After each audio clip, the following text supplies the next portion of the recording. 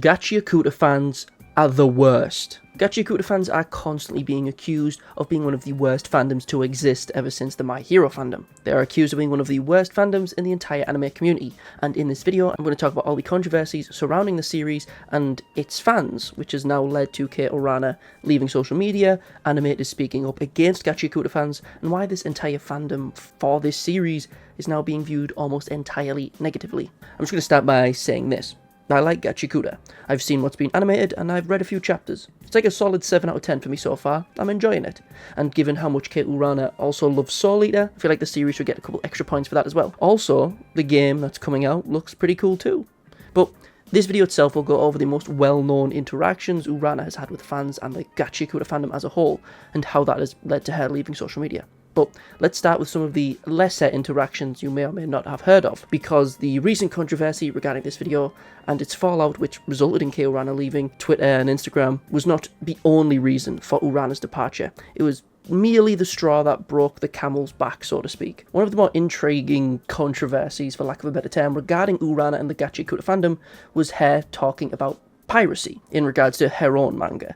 And we even saw a fan tweet at Urana asking if it was okay for them to illegally read her series on Discord, which is so goofy. These fans, man, Jesus Christ. Basically, Urana brought up a very interesting point in regards to people pirating her series, that it kind of depends. Let me just give you a brief example. Let's talk about Steel Ball Run. JoJo's is an incredibly popular anime, manga, whatever, right? But Steel Ball Run came all the way back in like the mid-2000s, and it was popular at the time and still is for good reason. However, the manga itself didn't receive an official adaptation until a couple years ago, which means every English speaker, or English, Spanish, French, whatever, everyone who couldn't speak Japanese had to illegally read the series through piracy and fan translations, because it took around 20 years, well, 15-20 years for JoJo's Part 7 to get a official translation from Viz. Cases like that exist in manga. Now imagine a series that is less popular, a niche one, something horror, etc. They won't have official translations. The only way an English person can consume it is through illegally reading it. Or what if you're just in a poorer country? You may be able to speak Japanese, or there is official translations that exist, but you just can't afford to read the manga. Piracy might be your only option, and Urana understands this.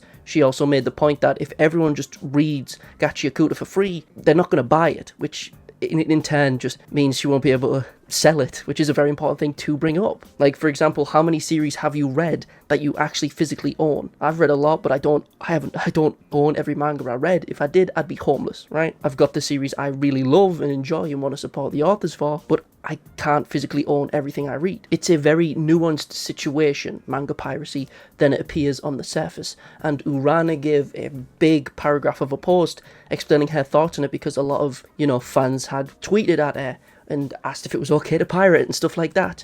And it merited a big response, which she gave. However, she was called racist, and people told her to just not talk about it. It was very strange. It was one of the first interactions I'd seen about Urana interacting with her fandom, where there was a lot of random negative press towards her from her fans, because she wants everyone who wants to read manga to be able to, but she also can't do that for free, She still needs to pay her bills, etc. And because of all this, she said that her and Ando, who's one of the dudes who works on like all the graffiti and stuff on Gachiakuta, are trying to work on something to help more people get Gachiakuta, which is really cool. But let's move on to the next controversy in regards to Gachiakuta and its fandom. Tamsi's gender. Obviously, Tamsi is a character in Gachiakuta, and for some reason, a lot of people on Twitter assumed that Tamsi was transgender. I assume due to the longer hair, the more feminine features, and some of the stuff that's later in the manga, people made that assumption for whatever reason. I don't agree with it, but people made that assumption and asked Kei Urana about it, which she corrected. Just kind of a weird thing to just assume. There isn't much to talk about with this one, because Kei Urana kind of nipped it in the bud relatively quickly and just said to her fans, no, Tamsi's a dude, which is fair enough. Makes sense. It is kind of weird that an author has to kind of nip people's headcanons in a bud, but fine, makes sense. But ironically, people didn't just assume Tamsi's gender in regards to Gachiakuta. People also assumed Urana's herself. Ironically enough, people assumed Kei Urana's gender as being non-binary. The reason this happened is somewhat understandable, but it's also kind of weird to assume, right? So for some context in regard to like, I think interviews and stuff like that, Urana asked for like general neutral pronouns and stuff in Japanese and stuff and in articles, and she wanted gender neutral pronouns to be used to refer to her so that she could have some sense of anonymity, which can be relatively common in different forms of business in general. I mean, the stigma still exists to an extent that a lot of female authors write things for girls, like shoujo mangas and stuff, right? Especially in the field of manga as a whole, which is also dominated by a lot of talented dudes due to how popular shonen is as a genre. When compared to the rest of anime and manga as a whole, shonen is just, on top. Yes, of course, you have great authors like Gotoge, the author of Demon Slayer, Arakawa, the author of Fullmetal Alchemist, and one of my goats, Kyuhi Ashida, the author of Dorohedoro, who created stories that aren't exclusively written for any audience in particular in regards to gender, yet are extremely popular. But there is still a stigma that may still exist in the manga industry surrounding female authors. Okay, so it is understandable for Urana to want to be described using non-gendered language to avoid that stigma. However, it doesn't mean Urana is non-binary. She said so herself that she was pretty confused by the looks of it. Another minor, not even controversy, something that is very strange is, I've mentioned it in videos before, is character shipping, right? And I think I mentioned this specifically in that video. And character shipping is something I've never been a fan of, personally. I think it's kind of stupid, but whatever, some people enjoy it. However, a lot of people are very aggressive with it, to the point where, if you didn't know, Kei Urana used to stream on, I think, either Instagram, and just whatever, I think maybe draw stuff, interact with fans. It's hard to find any archives of this, to be honest. I put it on screen, but I can't find them. But basically what happened was, whenever she would stream live on Instagram, by the looks of it, people would confront her asking about ships over and over and over again, to the point where she'd have to just kind of flat out state, no, I don't go with that ship, etc. Which is just kind of, this is just more so an example of the fandom being kind of vocal and annoying towards Urana when it comes to their own headcanons, which I imagine is very annoying regarding characters you created, and people putting their own headcanons on them and just being incredibly vocal about them. And of course, people who ask these questions when their ships are shot down are going to be annoyed and even more vocal, so it just creates an annoying spiral. So yeah, shipping is stupid, and especially stupid if you're trying to involve the authors themselves. Leave them alone, you idiot. Shut up. Let's just get into the big one, right? You would have saw or heard about this one. This is the proverbial straw that broke the camel's back, so to speak. So a couple weeks ago, Kei Urana reposted a video on Instagram of someone imitating Jabba's dance, okay, from Gachiakuta. I mean, obviously, what other series would I be talking about? But in this video, the person cosplaying and doing the dance chose to represent Jabba's dreads with leeks taped to his head, which is a kind of goofy gimmick. Now, this is the one you probably heard the most about in regard to Urana and her cursed fandom. I'm with what I believe to be the majority on this, that I believe being up in arms about something as innocuous and harmless as this is kind of stupid. I mean, if you just look into the channel that made the video, the Instagram page just makes these sorts of videos all the time.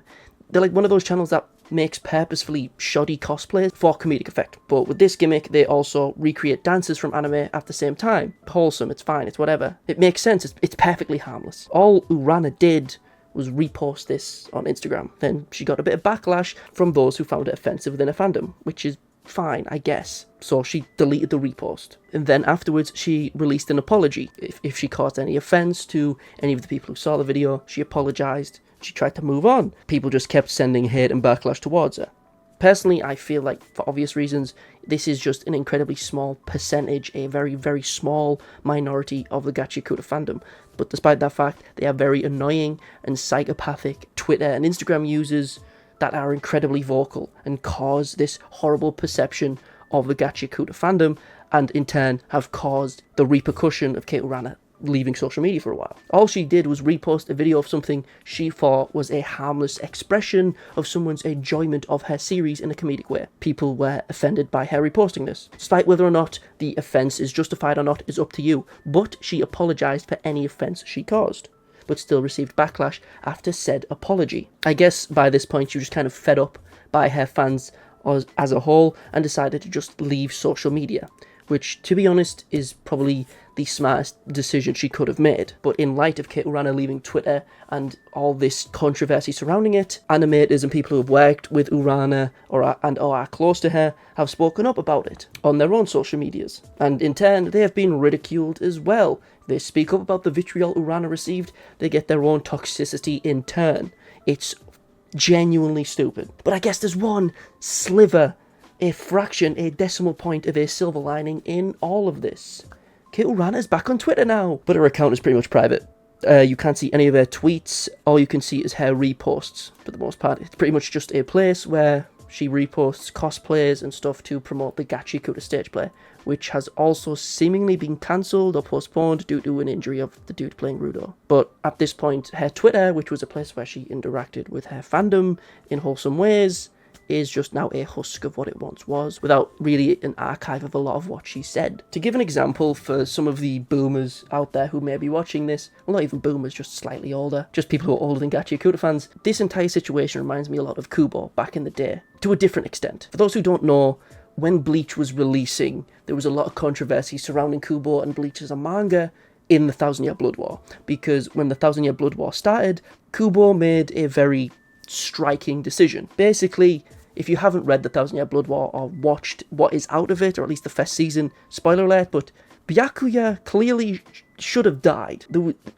Clearly. You don't have a line like Ichigo Kurosaki, saved the Soul Society or whatever. Clearly intended for him to die here.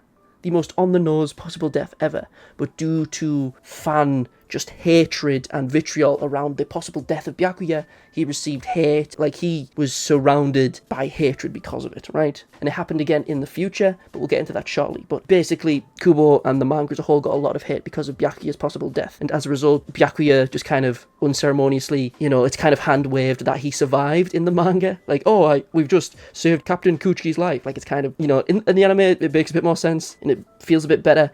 But in the manga, it's just one dude walks into the room and says, oh, Kuchi's alive. Okay. The messed up part about all of this is that Bleach, at the end of its run of the manga during the Thousand Year Blood War, was a mess in both writing and the editorial and creative side. Kubo was being overworked, like all mangaka, unfortunately, to the point of him injuring himself from the stress of being a mangaka, which is something that is unfortunately all too common.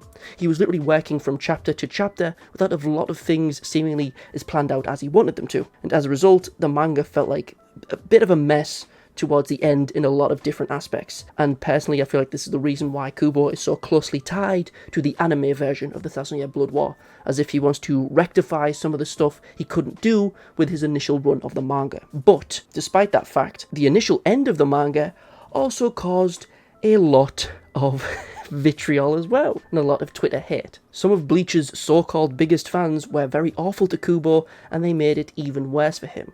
Imagine putting your life and soul into a creation, being hospitalized for it, and receiving just hate for it. It's horrible. Kubo was getting nothing but negative attention from every angle for doing something that literally hospitalized him. Now, as I said, the same thing happened with the ending. Spoiler alert for the ending of Bleach in regards to, who ends up with who. Shippers got at his throat over Ichi Rukia instead of Ichigo and Orihime getting together. It's just really childish stuff. People were burning copies, breaking discs. There wasn't a ridiculous amount of it. It was overblown at the time, but there was enough of it happening that there was articles and it was noticed. I bring up Kubo in regards to this Gachiakuta situation of Urana being harassed and annoyed off of social media, because this is nothing new. Kubo left social media as well because of his fandom for the most part.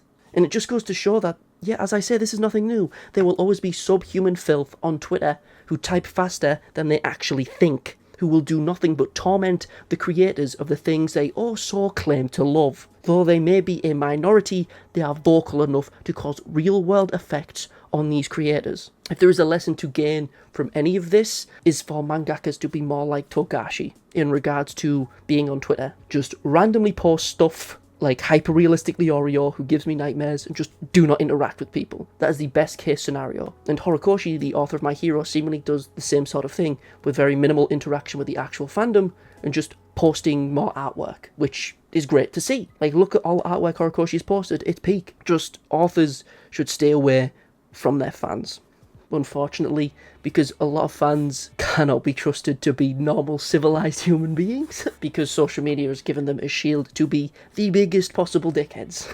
But yeah, there's not much else to say as of this point. This entire situation just has a rather negative overtone, as despite the fact, Urana is back on Twitter, it's not the same. She's not going to interact with her fans as much anymore, and her fandom has this veil of negativity surrounding it, because everyone's just going to assume Gachiakuta fans are all deranged fools, which is a shame, because Gachiakuta is pretty fun. But yeah, not much else to say, lads. Toodles my doodles, hope you see you in the next one. Peace. Also, if you go to my Patreon, I'll make 10 more videos about Kusakabe. Peace.